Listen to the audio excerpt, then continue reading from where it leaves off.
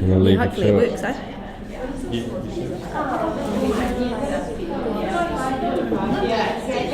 Good morning. Good morning.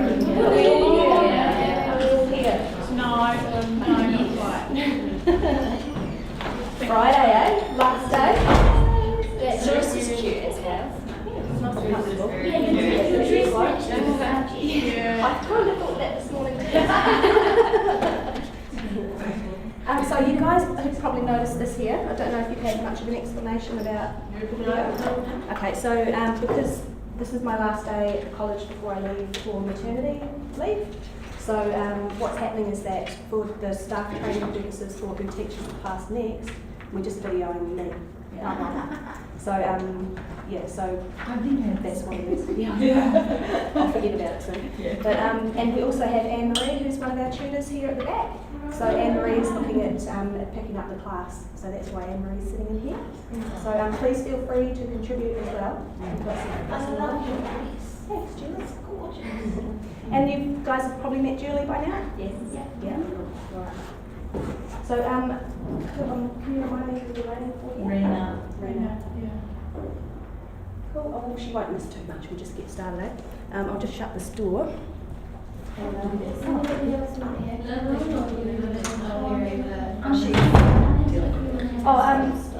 yeah.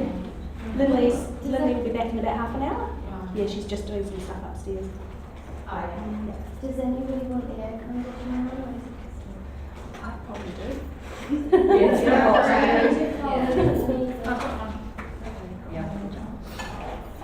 So we'll probably have a break about 10:30, but we'll just see how it goes. So I'll sort of explain what we're going to do today. So it's a practical session. It's interactive. I'm going to stand up here and talk a little bit first about the essences and sort of just remind you guys a bit about them. And most of you have done the assessment. And it's okay if you haven't. You'll get everything that you need to know in the class today. So we're going to learn some of the essences. I'm going to share some tips and some tricks with you guys for remembering some of the names and what their purpose is for, so that when you're doing case taking and your assessments and things in the future, you'll have some memories to think to kind of put two and two together. We're going to look at the flower whose influence you were born under. So your power flower is what it's called, or your keynote essence. So we'll look a little bit into that. We'll also get you guys to pair up, or there'll be one group of three, I think. And you'll be taking each other's case, or basically just you're going to formulate a flower essence blend for someone, and then you're going to make one, and you guys get to keep that as a gift of your knowledge. Yeah. You also, if you want to make some for your family and friends, or your kids, or husbands, or whatever, then you can also do that as well, and they're just $9. Hi. But we'll talk. I'll tell you all about it as we go. Yeah. So, has anyone got any questions yet? Making sense?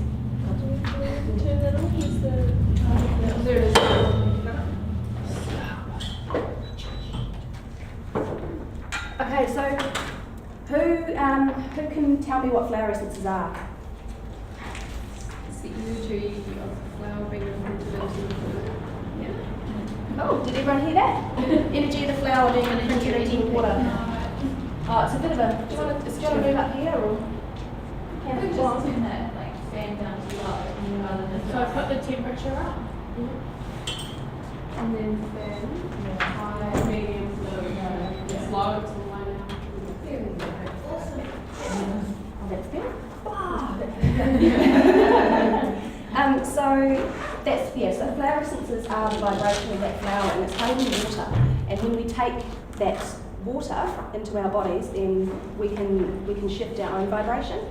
They're quite subtle, but they're also really effective. I say they're quite subtle in the sense that you're still going to be yourself. They're not going to alter your mind or make you see the walls pulse or anything like that. They're gentle and they're effective.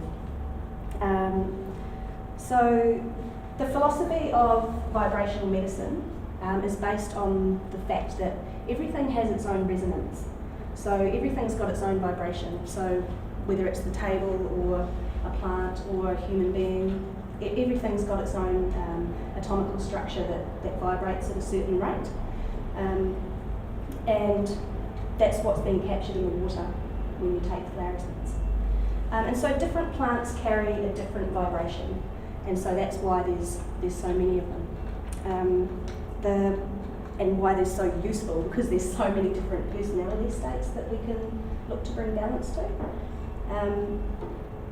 So yeah, they bring balance. That's essentially what they do, and they help us be the best version of ourselves without changing ourselves, which is, that's good, isn't it? I like that. So another way to explain that sort of vibrational medicine and the impact that resonance can have is through Masaru Emoto's work. Do you guys know that Japanese guy? Yeah. So what he did was he took photographs of water molecules when the water had certain thoughts or words or music exposed to it, and it changed the structure of the water molecules quite substantially. Some of them are quite frightening if you have a look at them, from some of those negative words that are imprinted onto that molecule. So you can see how thoughts and energy and stuff we can't see affects things, and particularly I think it's pertinent for humans because we're like 80% water or 90% or whatever stat you read. So there's huge impact there for us with that vibrational medicine. So go. Shelley Moody, who has just dropped out of this course, was telling me about it probably about a year ago, and she was like, have a read, and I was like, oh my goodness, it's like, you know, if your children are 80%, 60%, 80% water, whatever they are, and you say something that's not kind, and you think of all those water molecules inside that child turning into these hideous molecules. and I remember like making soup and thinking, putting love into the soup, and then she said something to me, and I was like, and then I was like, oh no, and I went, she was eating her soup with a bowl, and I went and put my hands around the bowl of the soup, and I was like, I really love you. I was like, I have to change these molecules to kind of. Oh, that's great.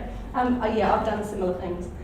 You sort of once you sort of learn what you're learning throughout your whole studies, there'll be all sorts of things that you end up doing, and you think, that you'll surprise yourself with, I suppose. So being mindful of your thoughts, right? It goes a lot further than you think. Yeah. So fluorescences can transform negative attitudes, which is always helpful. They can clear away trauma, and they can correct imbalances. They can release us from what's called primal fears, and those are those kinds of fears that a person might have when they don't really have an explanation for it. So you could be really afraid of flying, or water, or fire, or something, or that you're really terrified of, but you've got no past experience or reason logically to link that fear, to have started that fear. So those are called primal fears, and those are often things that are in the vibration of your DNA. So they come down through the family line, and the seed essences are really, really effective for working with those primal fears and the ferns. But I'll get into that as we go. But they also help us strengthen the connection with joy. So with our soul. So that's where joy comes from working your soul's purpose. Next. So how they work. So they're not a chemical constituent, they're not got any part of the plant physiologically or phytochemically in there. It's all about that vibration. So that's what makes them so safe to use. So you can use them for anyone who's got on medication, or anyone with mental health issues who might be antipsychotic drugs, that kind of thing. They're not going to interfere with anything. They're very safe. They're also, what else can I say? What else have I got? Yeah. So there will be no contraindications ever? I mean, there's some some essences that you could select for a person's blend that might not really be relevant. That's probably the only contraindication as such, but that's not going to harm them. Yeah, it just wouldn't be ineffective. So if we look at the way people feel and how that affects their health, you can begin to see how effective and powerful their flower essences can be. So if you think of somebody who's depressed or angry or upset, withdrawn, their shoulders are hunched in, they're not breathing correctly, that oxygen's not getting to all their cells, digestion's shutting down, could be in that fight or flight mode. So you can see how they wouldn't be absorbing much nutrients, not eliminating very well. So, and that's just because of how they feel. It's not anything that's they've eaten or something that's happened to them, a trauma or injury. It's solely on feelings. So if you can work with feelings safely and gently, then you can really impact a person's health. And also, I wanted to say, if you think about, because you guys are going to be seeing people in clinic who are coming to see you with health issues. They've got health goals, they need somebody to help them achieve those. So the way they feel about their health issues and their life in general and stress and things that are going on is part of what you're going to need to address. So say if you've got, for example, two people who've got the flu. One person's okay with it, they're just, great excuse to sit on the couch and watch movies, just taking care of themselves nice and gently, just going through and accepting that process. Whereas another person might be, the whole world's come to an end, can't cope, stressed to the max. It's the same microbial, like it's the same thing. It's influenza, but these two people feel differently about it. So a really good question to ask your clients is how they feel about their health. Yeah, because you'll often find some answers in there that you can work with. And you don't have to be. We're not teaching you guys to be counsellors or mental health workers or anything like that. So by asking those questions, you'll be able to identify if you can refer somebody on, or if they're already under care of mental health, then you can suggest they get in touch with their case manager or whatever support networks they probably already have in place. So yeah, you're asking a person how they feel about their health, or because people can really identify with their health issue. It's my diabetes, the diabetes, or my diabetes. You can see how those one's closer and one's further away. So does that make sense? Yeah. So yeah, how do you feel about your health? Is a great question to ask people. So I said before about the seeds and the ferns. So there's hundreds of the first light flower essences, and that's predominantly what we'll talk about today. But we're only focusing on the first 36, and so they work with the personality. So they work on the stuff that's closest to the surface. Whereas the further in you go, they get quite deep into other layers. Are we allowed to use those other ones that we're not going to talk about now? My thought is yes. So, but the only thing is you can't call yourself a New Zealand First Light practitioner. That you need to do a specific study for that, either a certificate or a diploma. And I'll give you guys some info on that too today. But you can use them. They're safe. You've got access to them. I'll tell you later on where you can buy them. A couple of options.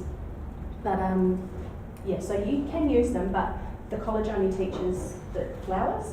So that's what we're expecting to see you guys demonstrate knowledge on. Great if you put in king fern for somebody's deep-set fear of life-threatening situations, but we can't mark it as correct because it's not something we've taught in the curriculum. Yeah, so stick with the flowers for now, and if you're really into it, look at learning some of the other things. There's courses over the whole of New Zealand that you can go to, like weekend courses and stuff. So I've done a few of them. They're really good. They can be pretty intense, but really beneficial. So you've got attitude transformation. So that's sort of the personality. So that's what we'll focus on as far as this goes. but you've got different layers, so they're referring to the aura, the chakras, and the DNA repatterning, and then sort of that soul path, so really getting on with what you're here to do. The seeds are just amazing. They've been something that I've worked with for conception, pregnancy.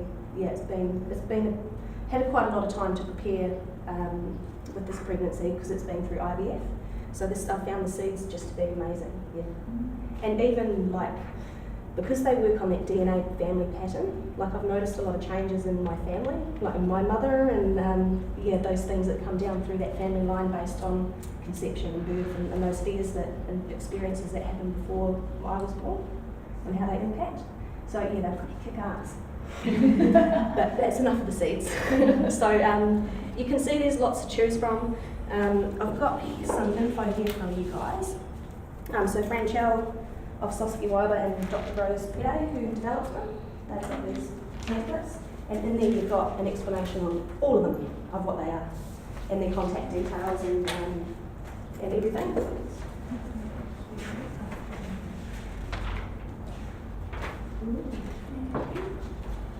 So why would you use them? Is there any more? Oh yeah. I counted 13. Is there 13 of you? Yeah. I'll get you another one.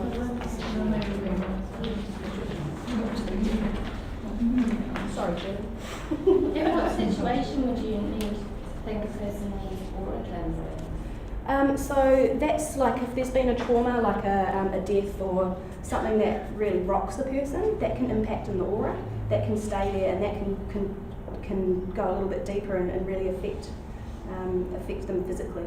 So yeah. And I mean, it might not be a trauma to you, but it's a trauma to them. So that's usually it's kind of a life-threatening situation. It could be or witnessing a life-threatening situation. Yeah. What am I up to?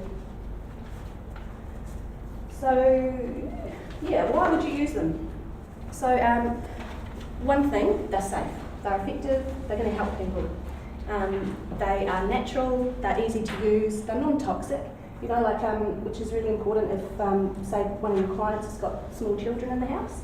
They don't really want to have something that could be a risk for them if they get their hands on it, the whole thing. Won't be an issue. They're also, you guys can also create an income from them. So with the treatment bottles that you offer, you can sell them as part of your treatment. So the treatment bottles, these little guys they're about $23 each, or you can get the whole set for about $800, I think.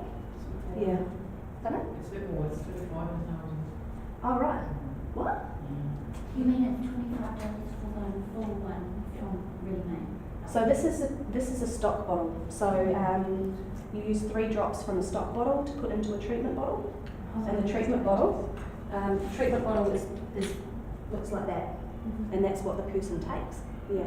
So you've got about 75 treatment bottles that you can make from one of these. Yeah. You need to buy the brandy. Yeah.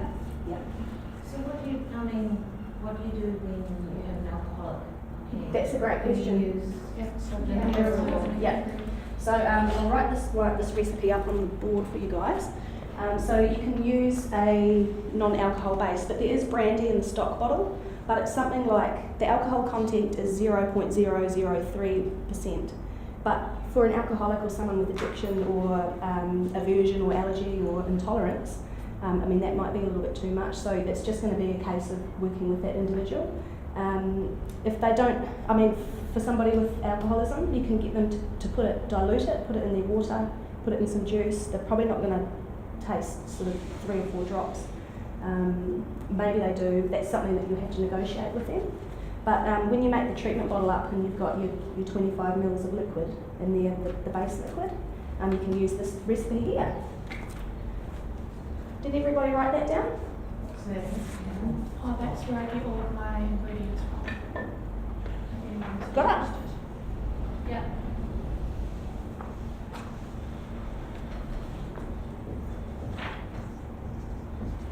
So ACV is apple cider vinegar. So So if you make up your base liquid in a 1 litre bottle, then you don't have to faff around with so much measuring all the time. You just pour in what you need to from here. And how long is it okay to use? Like, when would you get? How long does it last for? It lasts, well, yeah, good question. I know you can, when you make the treatment bottles, they last for 12 months, as long as they're stored correctly. Yeah, it should be okay. As long as it's not got anything floating around in it, or growing, or it smells weird, or it's visibly contaminated, then I'd just keep using it. But you could probably keep it in the fridge or something if you wanted to. Yeah. Will the water and the glycerin stop the vinegar from developing that mother that it produces, or? I'd filter it out. Oh, yeah, you filter I it filter that out. So sometimes that- nobody wants to see it floating in their treatment bottle. But yeah. that you've seen that sometimes comes in there and you just filter it out and she's all good Yeah, to go. yeah. I haven't seen it redevelop. Oh, okay. Yeah, just the Yeah. once off and Yeah. Okay. So you can get glycerine from Pacific Health, which is a supplement supplier. You can also get the treatment bottles from there as well. Did you say Pacific Health? Yeah. And is there a special apple cider vinegar specific for this and using there, or it doesn't matter? I just get an organic one from a health food store. Yeah.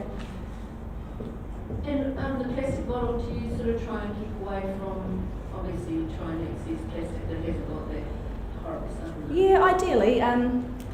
I prefer the glass, so I'm not too sure about the plastic Yeah, good. as far as that goes. But where you'll get your dropper bottles from Arthur Homes. And this is online. It's really, really easy place to deal with. They've got an 0800 number, which is bonus when you're a student.